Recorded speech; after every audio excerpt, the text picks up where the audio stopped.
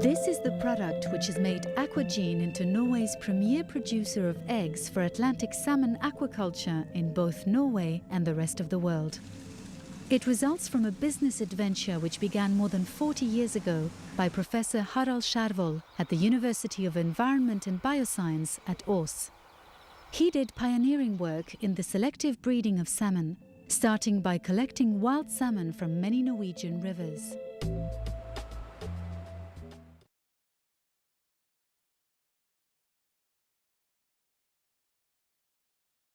Infectious pancreatic necrosis is a viral disease of salmonid fish.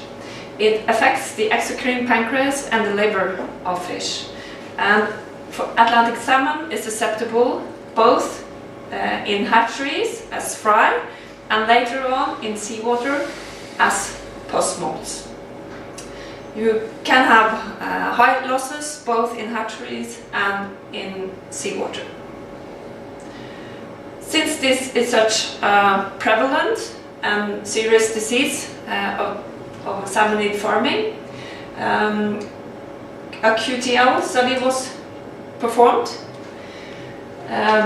by researchers in Cygene, Nofima and Aquagene in the period from 2005 to 2007.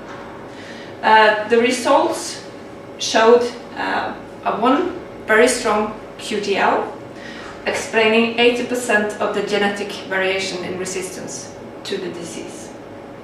At the same time, the same QTL was identified by a group of Scottish scientists.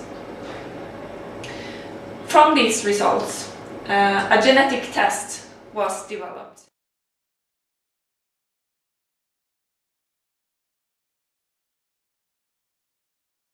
Vevfrøer ble tatt, lagt inn i individmerket pose, og individmerket pose ble nå koblet til den individmerket laksen for videre analyse.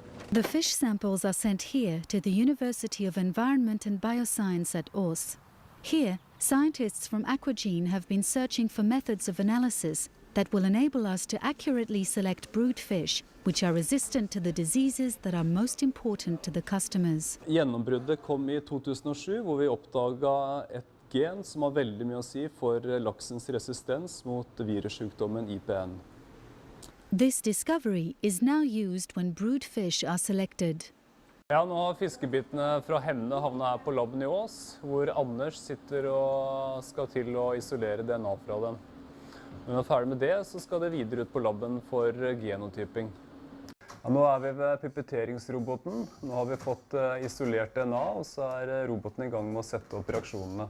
Og det er veldig viktig å bruke den typen utstyr, for det er mange prøver som skal gjennom laben, og det skal gjøres systematisk og kjapt. This method of analysis reveals the genetic composition of the fish.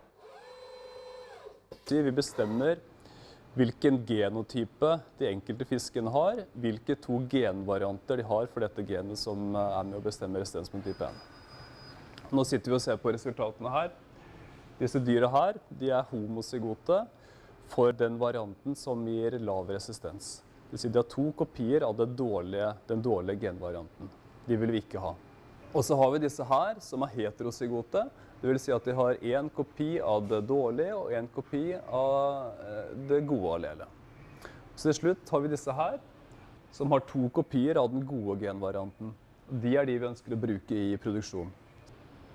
Når vi er ferdige her, sender jeg prøvesvar tilbake til Kyrksæterøra om hvilke fisk som er homozygote for denne gode genvarianten. De skal vi bruke i produksjonen.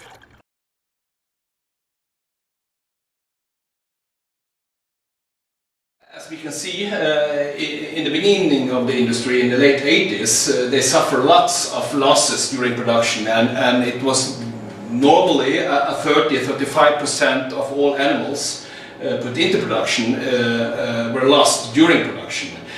Then, in the beginning of the 90s, new vaccines were developed and introduced into the industry, mainly targeting serious bacterial diseases. And as seen, the losses were reduced significantly from plus 30 down to 20. And at the same time, we see the productivity measured as kilo salmon harvest per so-called smolt to put into cages also as a consequence of reduced losses increased from 2 kilo in the late 80s to 3 to 3.5 kilos. A little bit disappointing is that we were not able to reduce the losses further after introduction of this new vaccine. One of the major reasons for that is that the viral vaccine that also were introduced in a little bit later, in the late 90s, were not by far as effective as the bacterial vaccine.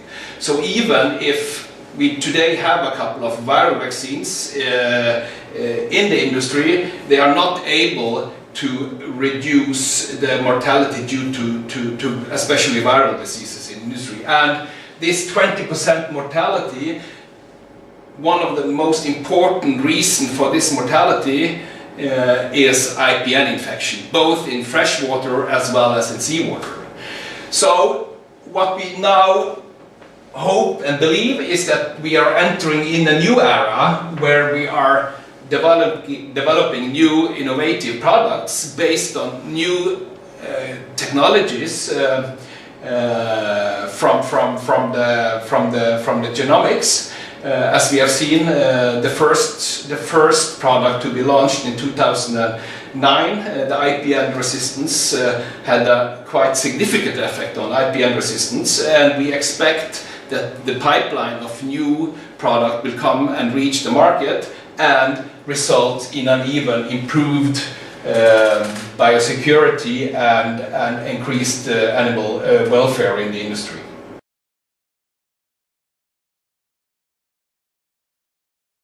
The latest result from the Veterinarian Institute showing that the number of IPN outbreaks has been reduced significantly from more than 200 down to approximately 100 only in the last 3 years.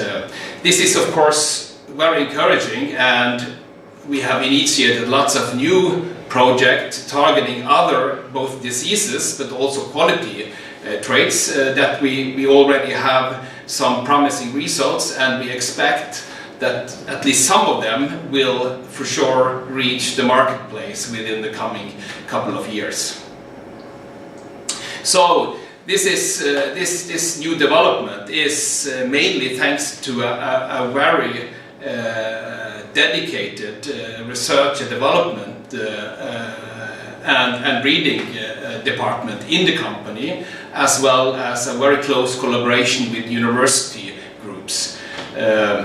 We have more or less developed a unique model, I would say, where we have a very, very close collaboration with the group at the University of Life Science, a group called SciGene, where AquaGen and the university has put our, let's say, effort together in order to create a critical mass of scientists in the group, and also given them the opportunity to try and error more or less. Up to now, this model has worked very good, and our intention is for sure to further develop it.